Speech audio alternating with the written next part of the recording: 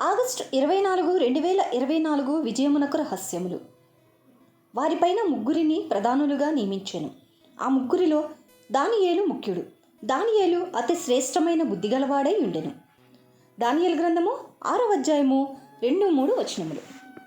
మొదట 6 అధ్యాయాల్లో దేవుడు తన సేవకులను ఎట్లా సిద్ధపరిచాడో మనం చూస్తున్నాం.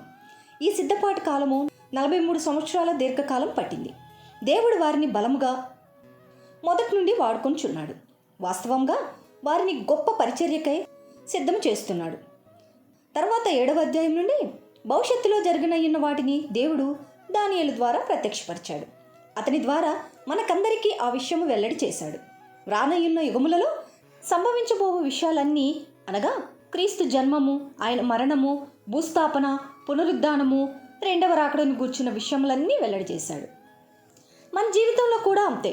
ప్రారంభ క్రైస్తవ జీవితంలో బైబిల్ చదువుట ద్వారా, ఆత్మీయ పుస్తకములు చదువుట ద్వారా, మంచి ప్రసంగములు వినుట ద్వారా దేవుని విషయములు గ్రహిస్తాము. అదంతయు రానయ్యున్న దినములలో దేవుని వాక్యము నుండి లోతైన మర్మములను మనం గ్రహించడానికే శిక్షణ పొందు కాలముగా ఉన్నది. మన శిక్షణ సమయము పూర్తి కాగానే వాక్యంలో దాగి ఉన్న అనేక మర్మములను మనం గ్రహిస్తాము. అనేక సంవత్సరములైన పిమ్మట ఒక విషయమును బైబిలులో నూతనముగా కనుగొంటాము. ఇంతకుముందు నేనెప్పుడు ఈ వాక్యమును చూడలేదే అని కూడా ఆశ్చర్యపడతాము. ఆ చిన్న వాక్యము మనకు క్రొత్తదిగా ఉంటుంది. ప్రార్థనా జీవితంలో దేవుడు దానియేలుకు తగిన శిక్షణను అనుగ్రహించాడు. రాజైన దర్యావేషు రాజ్యము విస్తరించుండెను. ఆ విశాల రాజ్యమును అతడు పాలించడానికి, ఆ రాజ్యం అంతటి మీద అధిపతులుగా ఉండుటకై 120 మంది అధిపతులను ఏర్పరిచాడు.